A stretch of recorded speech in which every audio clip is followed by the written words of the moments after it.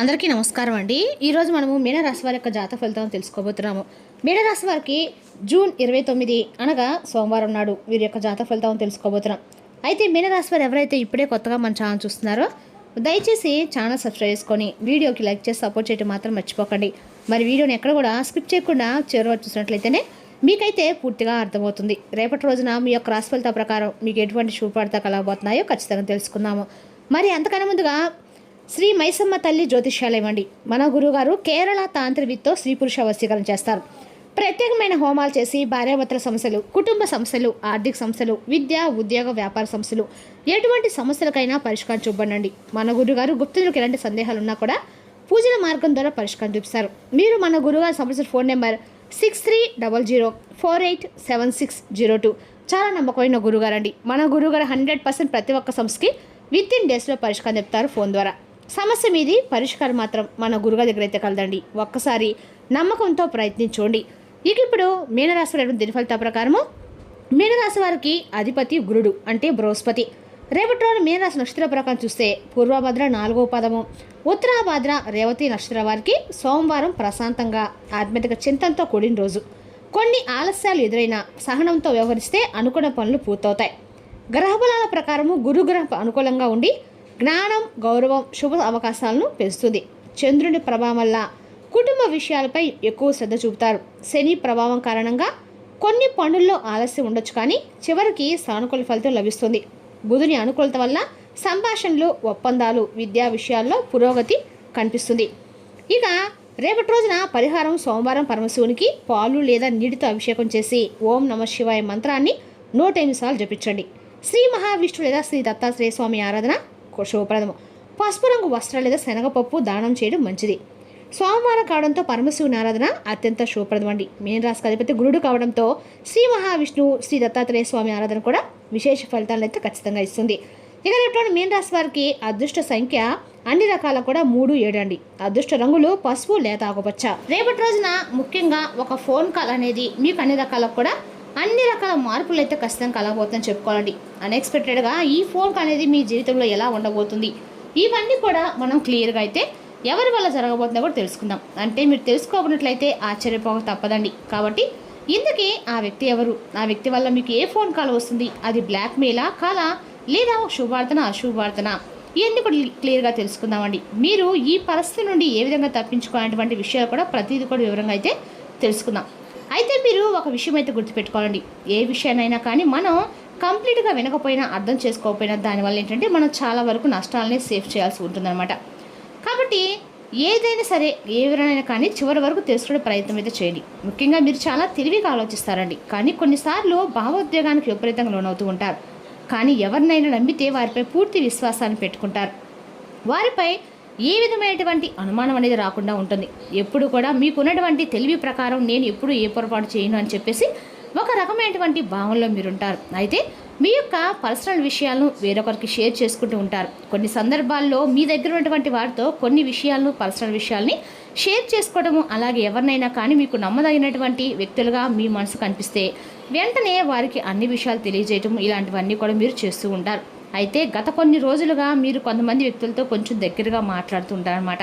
కొన్ని వ్యక్తిగత విషయాలను కూడా ఏంటంటే వారికి పర్సనల్గా షేర్ చేసుకున్నారు. అయితే మీరు ఆ వ్యక్తిని బాగా నమ్మారు, కానీ మీకు తెలియకుండా మరి ఆ యొక్క వ్యక్తి మీ గురించి కొన్ని విషయాలను పూర్తిగా మీ గురించి సేకరిస్తున్నారు. మీరు కూడా ఎప్పుడు అసలు అనుకోండి. ఎందుకంటే మీరు అనుకున్నారంటే అంతా మనవాళ్ళన్నట్లుగా భావించడమో, లేదంటే వీరు పరాయి వారు కాదు కదా అనేటువంటి నమ్మకంతో మీరు ఆ వ్యక్తిని దగ్గరకు తీసుకున్నారు. లేదా వారికి కొందరైతే మీకు మీ యొక్క వ్యక్తి అనేది తెలియకుండా కూడా ఉండవచ్చు. అయితే తెలిసి ఉంటే తెలియకపోయినా ఉంటే ఎలా ఉంటుంది అనేది కూడా ఇప్పుడు నేను వివరిస్తానండి. ఇక మీకు మారబోతున్న పరిస్థితి కూడా ఇదేనండి. చాలా ముఖ్యమైన భాగం. ఇక్కడ నుండి చాలా జాగ్రత్తగా వినండి. ముఖ్యంగా రేపటి రోజున మీకు వచ్చే ఒక వ్యక్తి నుండి వచ్చేటువంటి ఒక వార్త, ఒక ఫోన్ కాల్ చాలా అంటే చాలా ఆశ్చర్యాన్ని ఇస్తుంది అనమాట. అయితే ఆ ఫోన్ కాల్ ఎలా ఉంటుందంటే చాలా సాధారణంగా అనిపిస్తుందండి. తర్వాత ఒక్కసారిగా వారి యొక్క టోన్ అనేది మారుతుంది. వారి మాటలు చాలా కఠినంగా మారుతాయి. ఆ తర్వాత ఏమన్నారంటే మీ గురించి నాకు అన్నీ తెలుసు, మీరు నా మాట కనుక వినకపోతే తప్పకుండా మీకు సంబంధించిన విషయాన్ని కూడా బయటపెడతానటువంటి ఒక మాటను ఊపిరాడకుండా పోయే పరిస్థితి మీకు తీసుకొస్తారనమాట. ఎందుకంటే మీరు వాస్తవాన్ని చెప్పాలంటే ఆ వ్యక్తి మీకు మీ దగ్గర నుండి వారు డబ్బు తీసుకోవడానికి ప్రయత్నాలు చేస్తారు. ఎలా అంటే మీ పర్సనల్ విషయాలు వారు వినియోగించుకొని మీ రహస్యాలను బయటపెడతామని చెప్పి మిమ్మల్ని బెదిరించో లేదా మీ పేరుకి ఏదైనా నష్టం కలిగిస్తామని చెప్పేసి చెప్తాం. ఇలా మన క్లియర్ బ్లాక్మెయిల్గా లాగా తీసుకొచ్చేటువంటి పరిస్థితి రేపటి ఆ వ్యక్తి మీ ముందుకు తీసుకురాబోతున్నాడు. అయితే మరికొందరికి అయితే మీరు పనిచేసే ప్రదేశంలోనో లేదా మీరు ఉండేటువంటి ఇంటి దగ్గరలోనో ఎవరో ఒక వ్యక్తి ద్వారా మిమ్మల్ని ఈ నెంబర్స్ ఎలాగైనా సంపాదిస్తారు. అయితే ఆ వ్యక్తి మీ గురించి కొన్ని రహస్యాలను కూడా సేకరించి లేదా మీరు చేసినటువంటి కొన్ని పనులు రెడీ హ్యాండెడ్గా గమనిస్తూ ఉంటారు. కానీ ఏదో ఒక రోజు తప్పకుండా ఉపయోగపడతారని చెప్పి వారు ఒక్కసారిగా మీకు ఫోన్ కాల్ చేసి మిమ్మల్ని వారి పేరు కూడా చెప్పకుండా మిమ్మల్ని డబ్బుల విషయంలో కావచ్చు లేదా పర్సనల్ కొన్ని విషయాల్లో కావచ్చు మిమ్మల్ని కొంచెం బ్లాక్మెయిల్ చేయడం లాంటివి కూడా వాళ్ళు చేస్తూ పరిస్థితులు తలెత్తవచ్చు. అయితే మీరు గుర్తుంచుకోవాల్సినటువంటి ముఖ్యమైన విషయం ఏంటంటే ఆ సమయంలో మీరు మీ మనసులో కొంచెం గుండె అనేది చాలా వేగంగా కొట్టుకుంటుంది. అలాగే చేతులు వణుకుతాయి, కొంచెం ఒత్తిడికి గురవుతారు. మీరు ఏం మాట్లాడుతున్నది కూడా మీకు అర్థం కాదు. మైండ్లో ఒకటే ఆలోచన, అసలు ఇది ఎలా జరిగింది, వారికి ఇవన్నీ కూడా ఎలా తెలుసు, ఇప్పుడు అసలు నేను ఏం చేయాలని చెప్పి అనుకుంటారు. అయితే ఇక్కడ ఒక విషయం ఏంటంటే వాస్తవానికి వారికి తెలిసింది కొంతే, కానీ వారు మిమ్మల్ని ఎక్కువగా బ్లాక్మెయిల్ చేయాలనేటువంటి ఉద్దేశంతో కొంచెం ఒక మాట మాట్లాడేసరికి మీరేంటంటే ఒక్కసారిగా ఆ యొక్క మనసు ఒక్కసారిగా గుండె వేగంగా కొట్టుకుంటుంది. ఇలాంటి పరిస్థితులు వచ్చినప్పుడు మీరు ఏదో ఒక రకంగా మీరేంటంటే దీన్ని పరిష్కరించుకోవాలండి. ఇది బయట పడకూడదు ఎవరికైనా, కానీ ఈ విషయం జరిగితే ఎవరినైనా చేస్తే అని ఒక భయం మీలో ఏర్పడుతుంది. ఆ భయంలోనే మీ యొక్క మైండ్లో కొన్ని రకాల నెగిటివ్ ఆలోచనలు ఏర్పడతాయి. మీకు చాలా భయం కలుగుతుంది, నా పేరు చెడిపోతుందేమో, ఇది బయటకు వస్తే ఏమైపోతానని చెప్పి ఒక విపరీతమైనటువంటి భయం తర్వాత ఒత్తిడిలోకి వెళ్ళిపోతారు. ఎందుకంటే డబ్బించి సమస్యను ముగించాలా లేదంటే ఎదిరించాలా, ఈ రెండింటి మధ్య ఏంటంటే మీరు ఒక ఆలోచనలో ఇరుక్కుపోతారు. కానీ ఇక్కడ ఒక షాకింగ్ ట్విస్ట్ ఏంటంటే కొంత సమయం తర్వాత మీకు నిజం అనేది తెలుస్తుంది. అంటే ఆ వ్యక్తి చాలా దూరంలో ఉండేటువంటి వ్యక్తి అయితే కాదు, మీకు బాగా తెలిసిన పరిసరాల్లోనే ఉంటారని చెప్పి మీ మనసుకు అనిపిస్తుంది. ఆ వ్యక్తిలో మీ యొక్క వివరాలు సేకరిస్తా అని చెప్పి మీకు బాగా క్లియర్గా నిజం తెలుస్తుంది. లేదా మీరు కొంత చెప్పినప్పుడు ఆ వ్యక్తి ఎవరనేది ఎవరికైనా షేర్ చేసినప్పుడు ఆ విషయాలు వేరే వాళ్ళకి వెళ్ళడంతో మరి ఆ వ్యక్తి మిగతా విషయం కూడా ఊహించుకొని కలుపుతం చేసుకొని మీ మీద మాట్లాడే ప్రయత్నాలు చేయవచ్చు. ఈ విషయం కూడా మీరు పూర్తిగా క్లియర్గా అర్థం చేసుకుంటారు. కానీ ఫైనల్గా చెప్పాలంటే మీరు భయంతో కాకుండా మీరు నిర్ణయం తీసుకుంటే కనుక ఖచ్చితంగా డబ్బు అయితే కోల్పోయే ప్రమాదం అయితే ఉంది. సమస్య ఇంకా ఎక్కువై పెరుగుతుంది. మీరు ధైర్యంగా ఈ యొక్క సమస్యను హ్యాండిల్ చేస్తే మీరు ఈ పరిస్థితి నుండి బయటపడగలుగుతారు. అలాగే మీరు మరింత స్ట్రాంగ్గా కూడా అవుతారు. కాబట్టి ఇది ఒక బెస్ట్ అనమాట.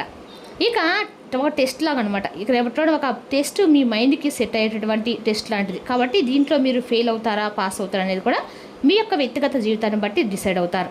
ఈ పరిస్థితి రావడానికి ముఖ్యమైన కారణాలు ఎక్కువగా పర్సనల్ విషయాలను ఎవరితో షేర్ చేసుకోవడం అయితే మంచిదండి. ఎవరినైనా త్వరగా నమ్మటం, అలాగే జాగ్రత్తగా లేకుండా అజాగ్రత్తతో అన్ని విషయాలు పక్క వారికి షేర్ చేసుకుని ఇటువంటి పరిస్థితిని మీకు రేపటిని కల్పించాలని చెప్పుకోవచ్చు.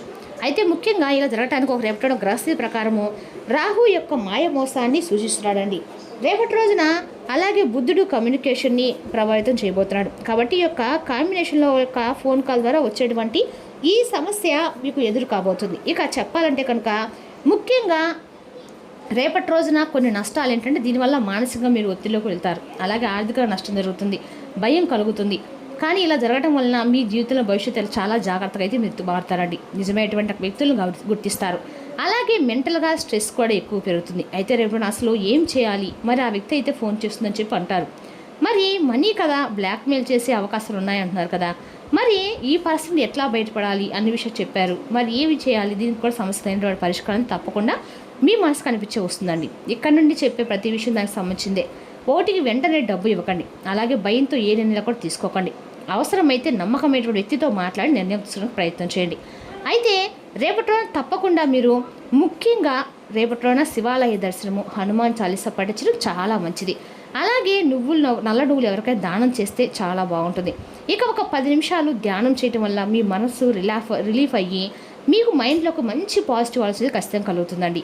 మీ మనసు గుర్తుపడుతుంది. అయితే ఒక హెచ్చరిక, ప్రతి కాల్ అయితే మంచిది కాదండి, ప్రతి వ్యక్తి కూడా మంచివారు కాదు అనేది కాదండి. ఇక్కడ ఉద్దేశం మీ పరిస్థితిని ఎలా హ్యాండిల్ చేస్తారనేది మీ భవిష్యత్తును నిర్ణయించే కాలం. కానీ గుర్తుంచుకోండి, భయం మిమ్మల్ని కూడదొస్తుంది, ధైర్యం మిమ్మల్ని కాపాడుతుంది. కాబట్టి ఈ విషయాన్ని అయితే మర్చిపోకండి. మీ యొక్క మనసుని కంట్రోల్ అయితే చేసుకోండి. ఎందుకంటే రేపటి వచ్చినటువంటి ఆ ఫోన్ కాల్ అనేది మీ యొక్క జీవితానికి ఒక పెద్ద ముప్పు కూడా కావచ్చు, లేదా మిమ్మల్ని భయపెట్టడానికి ఇది ఒక పెద్ద మంచి అవకాశంగా కూడా మార్చేటువంటి అవకాశం ఉంది. కాబట్టి ఏ విషయంలో అయినా కానీ మీరు జాగ్రత్తగా అయితే తప్పకుండా ఉండే తీరాలి. ఇక రేపటి రోజున ఆత్మవిశ్వాసంతో, సహనంతో ముందుకు సాగండి. తొందరపాటు నిర్ణయాలు తీసుకోకుండా పెద్దల యొక్క సలహా తీసుకుంటే విజయావకాశాలు మరింత మెరుగవుతాయి. ఆధ్యాత్మిక కార్యక్రమాల్లో పాల్గొంటే మానసిక ప్రశాంతత, దైవానుగ్రహంతో లభిస్తాయి. మరి తెలుసుకోకండి మీనరాశి వారి యొక్క జాతక ఫలితాలు. తిరిగి మరో వీడియోతో మళ్ళీ కలుసుకుందాం. Thank you for watching.